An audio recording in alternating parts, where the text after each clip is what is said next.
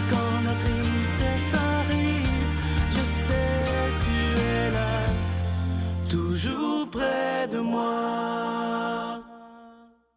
Bon vendredi matin, bienvenue à votre émission La Victoire de l'amour. J'espère que vous allez bien ce matin. Pour moi, c'est toujours avec une grande joie que je vous retrouve afin qu'on puisse miser sur la priorité des priorités. Et comme on le fait tous les vendredis, on rejoint notre ami, il est psychologue, Pierre Faubert.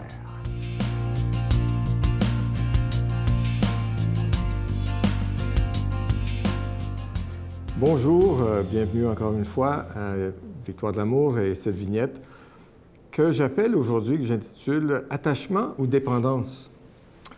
Vous savez, l'attachement, c'est... Je t'ai pas dit que c'est un problème. En fait, c'est surtout la dépendance qui est un problème. L'attachement en soi est une bonne chose. C'est une réalité qui se crée entre la maman et l'enfant avant même la naissance. Hein. Il y a un attachement là. La mère en est plus consciente, mais il y a des recherches qui ont démontré que l'embryon, le fœtus, sent quelque chose à l'intérieur.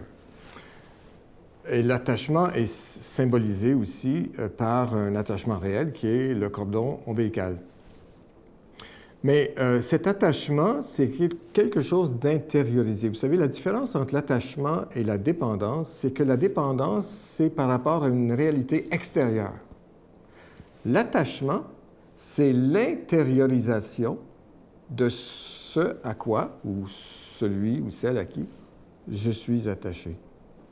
Et cet attachement, ça suppose vraiment là, une connexion, j'en ai parlé, mais ça suppose une vulnérabilité aussi. Hein? Un attachement, c'est de dire à l'autre, « Tu es vraiment important pour moi, tu es importante pour moi, je veux être avec toi. » Il y a une volonté de vouloir être, d'intérioriser l'autre. Tandis que la dépendance, c'est « je ne peux vivre sans toi ». Ça veut dire qu'il n'y a pas d'intériorisation. Il y a une dépendance dans le sens où c'est presque la fusion, dans la mesure où les deux sujets disparaissent pour ne faire qu'un. Il y en a qui vont dire, mais c'est pas ça l'amour, faire un? Non. C'est d'être ensemble. C'est d'être ensemble est différent. Il n'y a pas d'amour sans différence. Quand les gens se disent « Ah, t'es pareil comme moi, tu penses comme moi, t'es comme moi, c'est comme si c'était moi », c'est pas l'amour, ça. Ça ressemble beaucoup plus à du narcissisme, où l'autre devient mon reflet. Le reflet de quoi? Le reflet de ce sur quoi je projette mon image. Qu'est-ce que je vois? Mon image. Je ne vois pas l'autre. C'est une dépendance. Je dépends de l'image de l'autre pour exister. Comme Narcisse, lorsqu'il regardait son image dans les temps, c'est ce qu'il voyait. Il voyait son image. Il pensait qu'il voyait un bel homme, un bel être. Il tombait en amour avec. C'est de la dépendance. L'attachement libère. Il n'y a pas de liberté si on n'est pas attaché. C'est paradoxal. Vous allez dire, mais non, l'attachement, c'est un esclavage. Pas du tout. Pourquoi est-ce que l'attachement libère? Parce que cet attachement est un attachement qui est enraciné dans l'amour. Bonne journée. Notre Père qui es aux cieux, que ton nom soit sanctifié, que ton règne vienne, que ta volonté soit faite sur la terre comme au ciel. Donne-nous aujourd'hui notre pain de ce jour.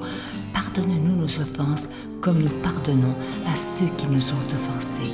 Ne nous laisse pas entrer en tentation, mais délivre-nous du mal, car c'est à toi qu'appartient le règne, la puissance et la gloire pour les siècles des siècles.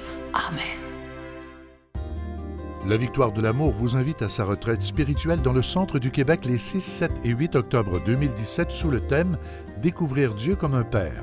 Venez vivre des moments de ressourcement inoubliables en compagnie de Sœur Angèle, l'abbé Stéphane Roy, Pierre Faubert, psychologue, le docteur Gaëtan Brouillard, Brigitte Bédard, Sylvain Charon, Miguel Padilla et la présence exceptionnelle de Franck Nicolas, conférencier reconnu mondialement, à l'hôtel et suite Le Dauphin à Drummondville. Réservé au 514-523-4433 ou sans frais au 1-888-811-92-91. Venez découvrir comment Dieu notre Père nous aime sans jamais nous juger.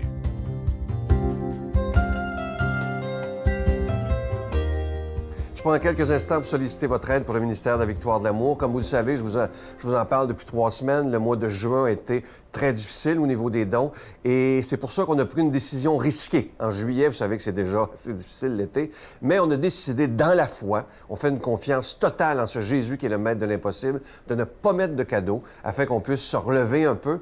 Et moi, je vous fais confiance. Vous savez que si on doit vous demander des dons, c'est qu'on doit payer pour être à la télévision, pour la production, la diffusion sur le réseau TVA. Alors, on n'a pas de subvention, c'est vraiment la prière soutenue des gens, mais aussi les dons que vous donnez, évidemment. Je vous rappelle que vous recevrez aussi un reçu pour fin d'impôt, mais sans vous, cette émission ne pourrait pas continuer. Alors, je vous remercie de tout cœur de ce don spécial que vous ferez pour le mois de juillet. Je vous donne l'adresse, la Victoire de l'Amour, casier postal 120, succursale Boucherville à Boucherville, le J4B 5E6, je vous la redonne. La Victoire de l'Amour, casier postal 120, succursale Boucherville à Boucherville, le J4B 5E6. Également par téléphone, par carte de crédit, du lundi au vendredi, dans le 514-523-4433, 523-4433 ou sans frais, le 1-888-811-9291, 1-888-811-9291 et aussi sur notre site Internet, le www.lavictoiredelamour.org. Et aujourd'hui, je mets au défi en particulier ceux qui, et je le sais qu'il y en a beaucoup, qui écoutent l'émission depuis des années et n'ont jamais dit « Ah, ben là, je vais décider de les aider. » Alors, soyez pas juste spectateurs, mais soyez des gens avec nous qui décident de mettre les mains à la pâte et d'annoncer la parole de Dieu par votre nom. Merci de tout cœur.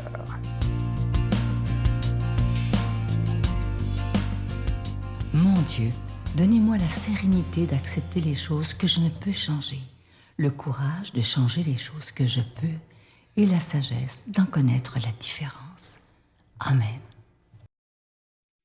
Aujourd'hui, la parole de Dieu est proclamée par quelqu'un qu'on apprécie beaucoup pour sa grande profondeur, l'abbé Éloi Giard.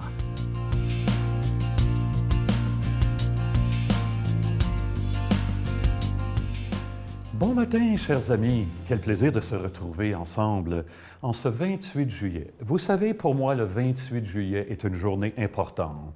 Pour moi, le passionné de musique, parce que c'est la journée de la mort, le 28 juillet, de Jean-Sébastien Bach, le plus grand parmi les grands compositeurs, à mon sens. Quand j'écoute du Bach, il y a toujours quelque chose d'essentiel qui cherche à prendre sa place au fond de moi, comme une attente universelle de rédemption, de salut, cette musique qui crie ça à Dieu, ce désir de communion à Dieu. Eh bien, justement, la parabole qui nous est proposée aujourd'hui, c'est la parabole du semeur. Elle nous rappelle qu'il y a quelque chose de semé en nous de plus fort que nous. Alors, sans plus tarder, nous y allons, si vous voulez. Jésus disait, c'est dans l'Évangile de Matthieu, pardon. Jésus disait, vous donc, écoutez ce que veut dire la parabole du semeur.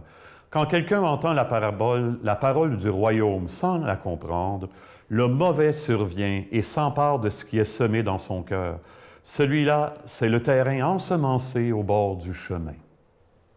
Celui qui a reçu la semence sur un sol pierreux, c'est celui qui entend la parole et la reçoit aussitôt avec joie.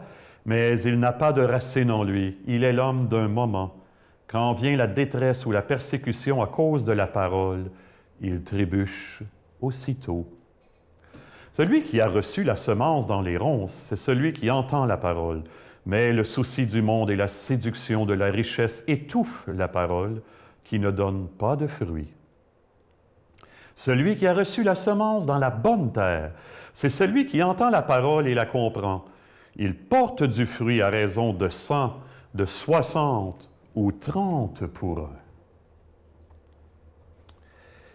Moi, je trouve que le temps des semences, c'est le plus beau temps de l'année, parce que c'est le temps de l'espérance. Et la parole qui nous est donnée aujourd'hui dans la parole nous est présentée comme une source de vie. mais elle peut être reçue diversement, nous dit Jésus. Hein? On peut, évidemment, vous savez, aujourd'hui, on a les moyens en agriculture, on a les techniques pour forcer la terre à produire. Moi, je viens de sur une ferme, je vois aller les choses. Mais au-dedans de nous, on peut s'arranger pour forcer la parole à ne pas produire aussi. Mais elle est capable de faire son chemin, on va voir comment. C'est sûr qu'en dedans de chacun et chacune de nous, il y a du bord de chemin, comme dit Jésus. Ça ne veut rien savoir. Le petit coin qui ne veut rien savoir. On fait nos vertueux, mais vous connaissez le mot de Jacques Prévert, le Français, l'écrivain français, qui disait « Notre Père qui êtes aux cieux, restez-y. » Bon. Alors, il y a un petit coin de nous, tu ne viens pas me déranger, là, j'aime mes petites affaires. Bon, OK. Mais il y a aussi un petit coin où la terre est belle, mais à cause des pierres, ça ne peut pas faire de racines profondes. Moi, je viens d'un coin, dans le coin de Saint-Hyacinthe, où il n'y a pas beaucoup de pierres. Je me souviens d'un jour où je voyageais avec quelqu'un qui était au grand séminaire avec moi et qui venait de la Beauce. Et on passait dans un coin où il y avait des montagnes, des tas de roches qui s'étendaient sur le long dans le champ. Les gens appellent ça des walls de roches, des murs de roches, vous savez. Et j'étais découragé de voir ça. Puis je dis à mon collègue, qui venait de sur une terre aussi, en Beauce, j'ai dit, une chance que c'est pas comme ça chez nous, hein? Il dit, c'est pire que ça chez nous. Ouf, j'étais découragé pour lui, ça n'a pas de bon sens. Bien, en quelque part, qu'est-ce que c'est les roches? Hein? La suffisance, l'orgueil, les dépendances, les blessures, les attachements. On reçoit la parole avec joie, mais on a de la misère à la laisser aller plus loin que ça. Sacrement du pardon, c'est peut-être le sacrement de l'érochage, finalement, en quelque part. Troisième terre, hein?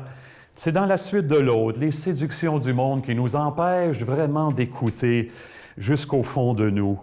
C'est souvent pour, en quelque part, pour pas me rendre compte comment mes faiblesses me mènent, mes blessures.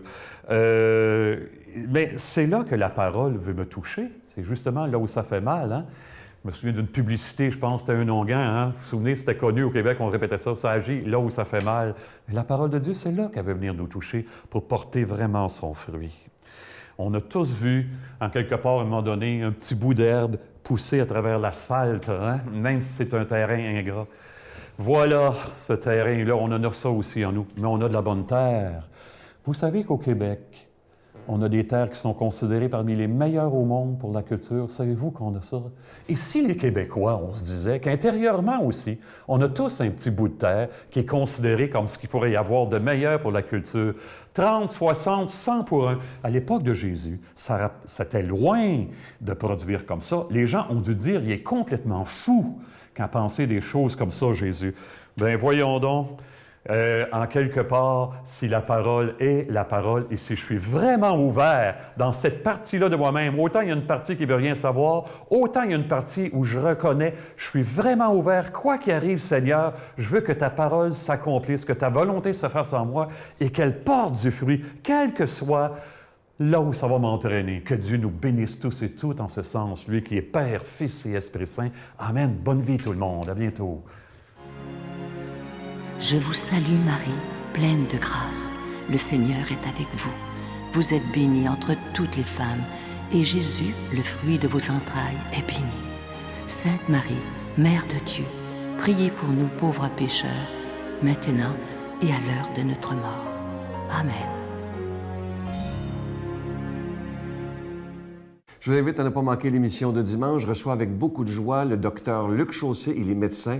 Un témoignage extraordinaire où on voit le cheminement de cet homme-là et de son épouse. Il va nous en parler, évidemment. C'est une foi pas comme les autres, une foi d'une profondeur extraordinaire. Et lorsqu'il me dit dans l'émission qu'il prend le temps de prier pour ses patients, c'est quelque chose, là. On aimerait tous avoir un médecin comme ça, un médecin qui prend le temps de prier pour ses patients et qui a de la peine aussi avec eux lorsqu'il y a une mauvaise nouvelle à annoncer. À demain. C'est sûr que j'ai de la compassion, on s'attache à nos patients. Et bien entendu, quand on sait qu'ils vivent des moments difficiles, pas juste la mort, des moments difficiles, des brisures familiales, des problèmes dans leur couple, tout ça, c'est sûr que ça vient toujours me chercher. Parce que je suis proche d'eux. Je suis pas capable de garder une distance. On aimerait tous avoir un médecin comme vous.